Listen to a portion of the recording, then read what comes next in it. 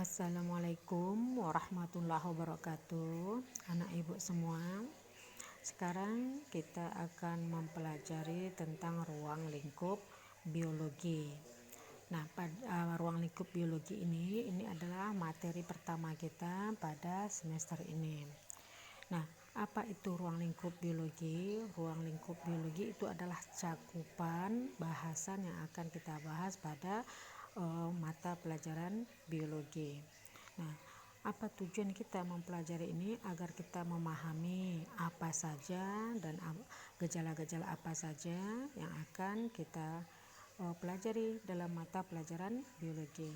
Nah, untuk ruang lingkup biologi ini ada 5 pokok bahasan yang akan kita bahas. Yang pertama itu adalah sains. Nah, yang pertama itu adalah sains. Yang kedua, kita akan membahas tentang yang pertama sains, yang kedua kita akan membahas tentang tingkatan organisasi kehidupan. Ya, tingkatan organisasi kehidupan. Yang ketiga, kita akan membahas tentang cabang-cabang biologi. Yang keempat, kita akan membahas tentang metode ilmiah. Dan yang terakhir, nanti kita akan membahas tentang keselamatan kerja di labor. Nah, inilah 5 pokok bahasan yang akan kita pelajari dalam ruang lingkup biologi. Yang pertama, kita akan membahas tentang sains. Nah, 1, sains. Nah, apa itu sains? Sains adalah ilmu pengetahuan. Nah, sains adalah ilmu pengetahuan. Jadi, ini nanti akan kita bagi menjadi 2, itu ilmu pengetahuan alam dan ilmu pengetahuan sosial. Nah, ilmu pengetahuan alam ini membahas gejala-gejala atau fenomena-fenomena yang ada pada alam. Sementara ilmu pengetahuan sosial itu adalah ilmu yang membahas tentang gejala-gejala atau fenomena yang ada pada masyarakat, gejala-gejala sosial yang ada pada masyarakat. Nah, itu sains. Ya, itu sains tentang ilmu pengetahuan sosial. Nah, sains ini nanti memiliki beberapa ciri. Ada 6 ciri sains. Nah, ada 6 ciri sains. Apa yang 6 ciri sains tersebut? Yang pertama itu adalah konkret. Nah, konkret artinya apa? Konkret ini artinya nyata. Nah, jelas, terlihat. Nah, itu konkretnya nyata, pokok bahasannya nyata, atau yang kita bahas atau ilmu tersebut nyata adanya. Kemudian yang kedua, ciri dari sains tersebut itu adalah logis atau masuk akal. Nah, masuk akal artinya dapat diterima oleh akal sehat. Itu yang disebut dengan konkret. Jadi misalnya kita ada ilmu baru, itu membahas tentang makhluk gaib. Kalau makhluk gaib itu nanti pokok bahasannya kita akan membahas pada ilmu lain, misalnya agama, karena itu nanti kita akan membahas tentang malaikat, tentang ini semacam. Tapi kalau di biologi ini kita membahas yang nyata saja, yaitu tentang manusia, tumbuhan, hewan, dan yang dapat diindra. Kemudian kalau logis ini hasilnya bisa diterima oleh akal. Dan yang ketiga itu adalah cirinya objektif. Objektif ini maksudnya tidak berpihak. Tidak berpihak. Ini kalau objektif. Dan yang keempat, ciri dari sains tersebut itu adalah universal. Nah, universal artinya hukumnya bersifat umum. Nah, bersifat umum. Bagaimana bersifat umum? Umpama titik beku air itu adalah 0 derajat dan ini berlaku di seluruh dunia, atau titik didih air itu 100 derajat Celcius dan ini berlaku di seluruh dunia. Nah, itu yang dikatakan dengan bersifat universal. Kemudian itu dia bersifat sistematis. Artinya apa? Memiliki urutan-urutan tertentu. Nah, memiliki urutan-urutan tertentu. Nah, ini disebut dengan sistematis. Dan yang terakhir, ciri dari sains itu adalah empiris. Nah, apa itu empiris? Empiris artinya dapat dibuktikan. Jadi kalau kita dapat membuktikan itu disebut dengan bersifat empiris. Nah, inilah yang dikatakan dengan sains. Jadi, Ibu ulangi lagi. Sains itu adalah ilmu pengetahuan. Nah, ilmu pengetahuan tersebut dibagi atas dua. Ada ilmu pengetahuan alam dan ilmu pengetahuan sosial. Apa itu pengetahuan alam? Ilmu yang membahas tentang gejala-gejala alam. Gejala-gejala yang muncul di alam, yang timbul di alam. Sementara kalau sosial ini adalah gejala-gejala yang sosial, dampak yang maksud Ibu gejala-gejala yang muncul pada masyarakat. Nah, sains itu memiliki ciri. Ada 6 ciri sains. Yang pertama, konkret, artinya nyata. Nah, kemudian yang kedua cirinya logis, yaitu masuk akal. Jadi, ilmu tersebut dapat diterima oleh akal sehat. Kemudian bersifat objektif. Objektif artinya apa? Tidak berpihak. Tidak berpihak maksudnya kita tidak condong pada sesuatu. Nah, kemudian universal. Universal maksudnya hukum-hukum itu berlaku umum, dan sistematis itu dia memiliki urutan atau langkah-langkah tertentu. Dan yang terakhir itu adalah empiris, yang maksudnya adalah hukumnya dapat dibuktikan. Umpama setelah melakukan penelitian, nah hasil dari penelitian tersebut dapat dibuktikan. Siapapun yang melakukan penelitian maka hasilnya nanti akan sama dengan penelitian tersebut kalau langkah-langkah yang dilakukan itu sesuai dan sistematis. Nah, itu ciri-ciri dari sains. Kemudian kita masuk yang kedua, yaitu tentang tingkatan organisasi kehidupan. Nah, yang kedua itu tingkatan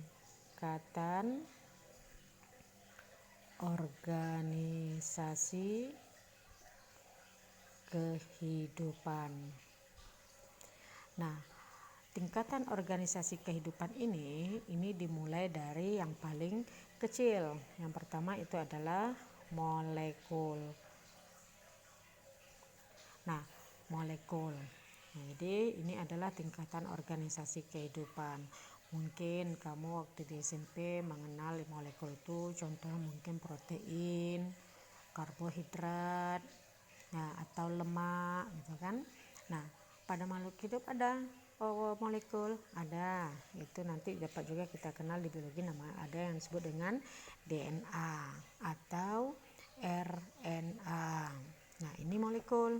Apakah ada nanti makhluk hidup pada tingkatan molekul? Itu nanti ada. Itu contohnya adalah virus. Nah, virus ini nanti hanya ada DNA saja, ada hanya mengandung RNA saja atau DNA saja, maka dia tingkat molekul. Nanti akan kita bahas lebih jauh tentang virus ini.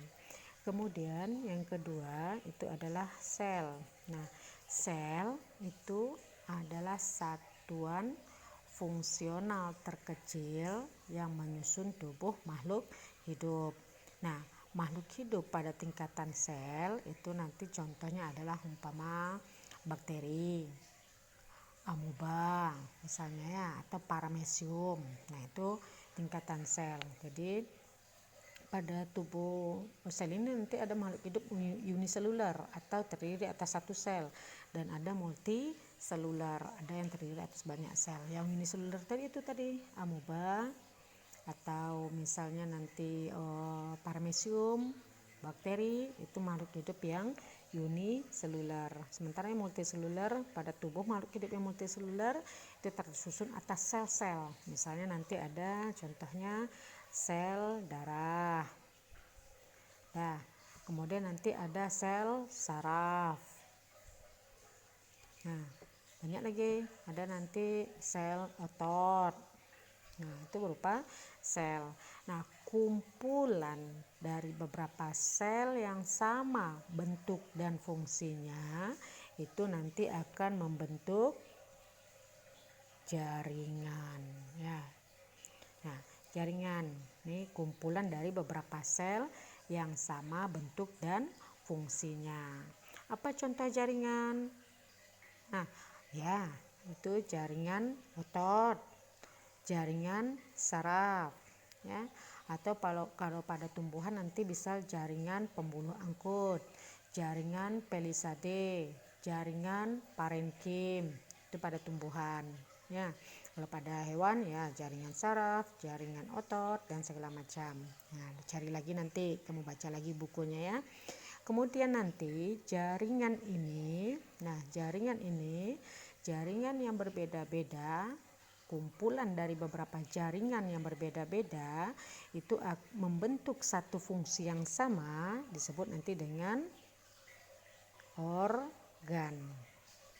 Nah, kumpulan dari beberapa jaringan yang berbeda-beda membentuk satu fungsi yang sama disebut dengan organ. Nah, apa contoh organ? Mata, misalnya. Apalagi kulit, boleh. Nah, itu contohnya. Nah, ini jaringan tadi lupa ibu membuat ya. Misal nanti jaringan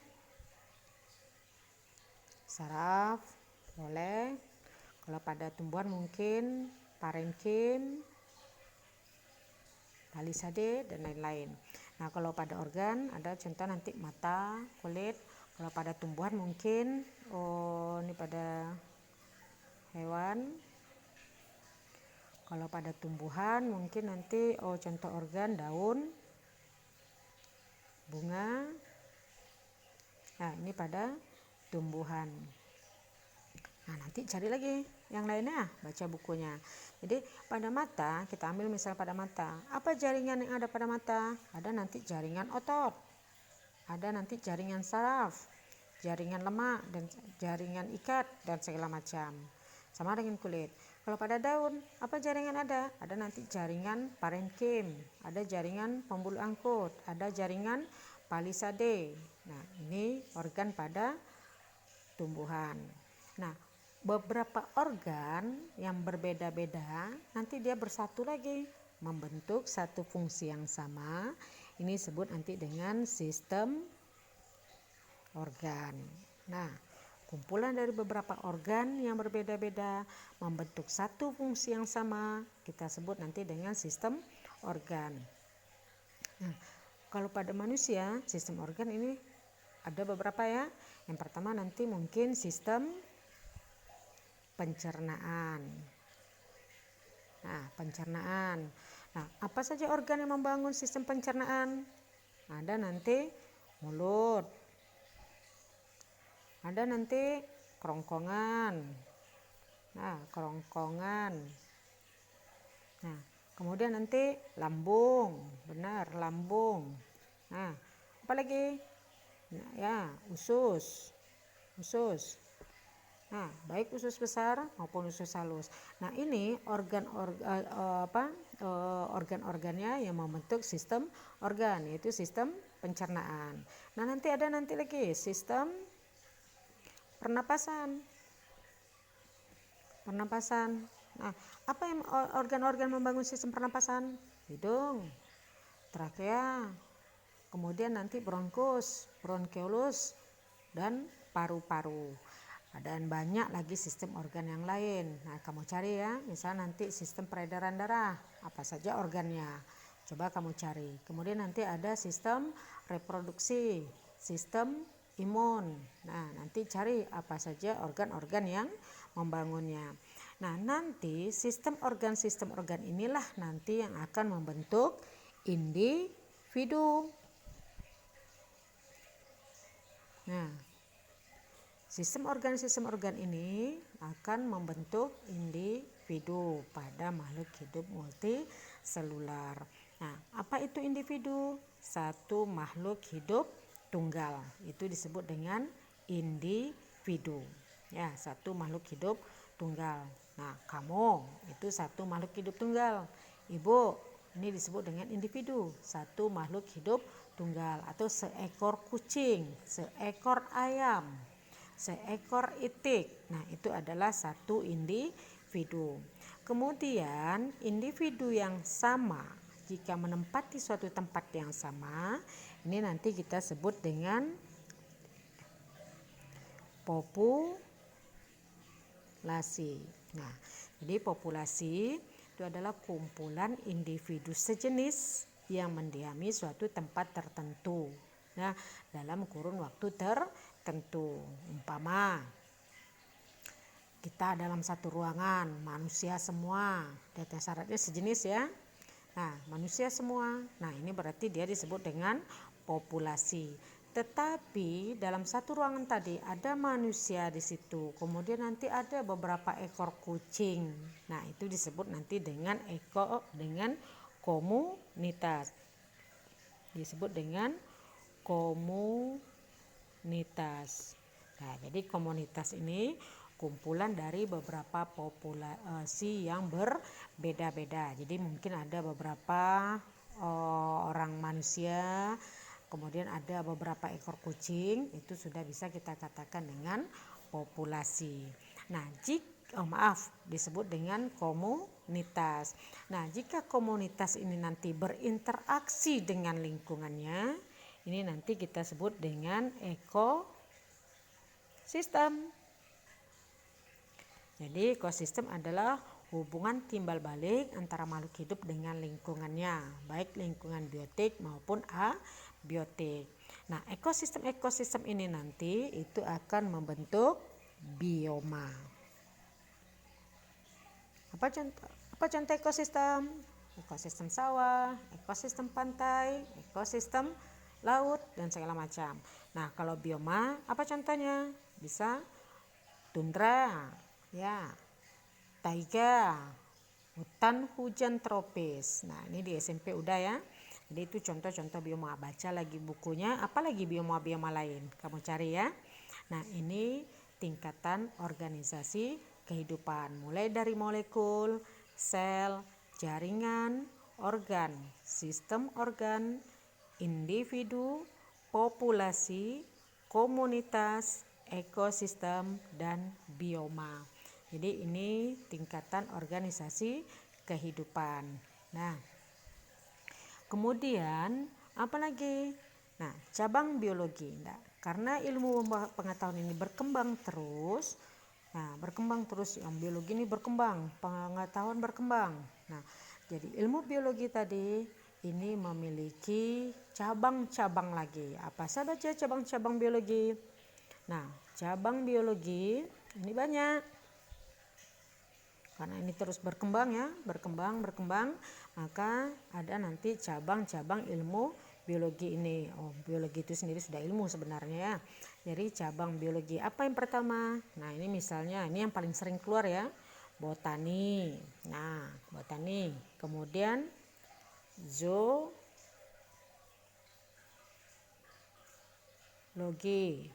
Nah, jadi cabang biologi ada yang pertama botani, zoologi, nah, virologi, nah, bakteriologi. Nah, kamu pasti tahu, anak-anak ibu pasti hebat semua ya. Nah, apa itu botani? Botani itu adalah ilmu yang mempelajari tentang tumbuh-tumbuhan. Kalau zoologi, zoo itu artinya hewan. Jadi logi ilmu yang mempelajari tentang hewan. Nah, ini berkembang terus, berkembang banyak. Kalau tentang sel, nah, kalau sel nanti disebut dengan apa? Sitologi, histologi tentang jaringan. Ya, jadi ada beberapa cabang-cabang biologi. Nah, ini nanti kamu cari lagi apa saja cabang-cabang biologi yang lain. Ya, Nah, ini tugas kamu nanti cari cabang biologi yang lain. Ada banyak nih cabang biologi, ratusan. Nah, Ibu sebutkan saja. Yang pertama botani, zoologi, bakteriologi, sitologi, histologi, parasitologi. Logi-logi itu artinya ilmu tuh ya. Nah, itu yang umumnya. Banyak lagi yang lainnya. Nah, silahkan kamu baca buku lagi, kamu pelajari lagi, cari apa saja cabang-cabang biologi yang lain. Nah, itu yang akan kita pelajari pada hari ini. Nah, untuk selanjutnya kita akan membahas nanti tentang metode ilmiah dan keselamatan kerja di labor untuk pertemuan selanjutnya. Ya, nah Ibu semua, jadi Ibu simpulkan materi kita pada hari ini. Itu yang pertama kita membahas tadi tentang ruang lingkup biologi. Nah, pada ruang lingkup biologi itu ada 5 yang akan kita bahas. Yang pertama itu adalah sains, yang kedua tingkatan organisasi kehidupan, yang ketiga cabang biologi, yang keempat metode ilmiah, yang kelima keselamatan kerja di laboratorium atau lebih ringkasnya kerja di labor. Nah, apa itu sains? Sains adalah ilmu pengetahuan. Nah, sains adalah ilmu pengetahuan. Nah, ini dia tadi ya. Sains adalah ilmu pengetahuan. Terbagi atas ilmu pengetahuan alam dan ilmu pengetahuan sosial. Nah, ini tadi ya. Kalau alam itu membahas gejala-gejala yang muncul di alam. Sosial ini gejala-gejala yang muncul pada masyarakat. Nah, ada 6 ciri dari sains: konkret, logis, objektif, universal, sistematis, dan empiris. Nah, itu ciri sains. Kemudian yang kedua, kita membahas pada tingkatan organisasi kehidupan. Nah, pada tingkatan organisasi kehidupan dimulai dari yang paling kecil, yaitu adalah pada tingkatan molekul. Kemudian pada tingkat sel, jaringan, organ, sistem organ, individu, populasi, komunitas, ekosistem, dan bioma. Dan yang ketiga, kita membahas tentang cabang-cabang biologi. Nah, cabang biologi ini karena berkembang ilmu pengetahuan tadi seperti yang Ibu katakan, maka biologi berkembang memiliki beberapa cabang-cabang dari biologi tersebut. Beberapa di antaranya itu adalah botani. Itu membahas tentang tumbuhan. Yang kedua, zoologi membahas tentang hewan. Nah, ada virologi membahas tentang virus. Kemudian nanti bakteriologi membahas tentang bakteri dan seterusnya. Yang lain nanti silahkan kamu baca lagi bukunya. Enak ya. Jadi demikian materi pertama kita tentang ruang lingkup biologi. Nanti kalau ada yang masih kamu kurang paham, boleh kita diskusikan lagi nanti. Demikian materi kita hari ini. Ibu tutup dengan Assalamualaikum warahmatullahi wabarakatuh.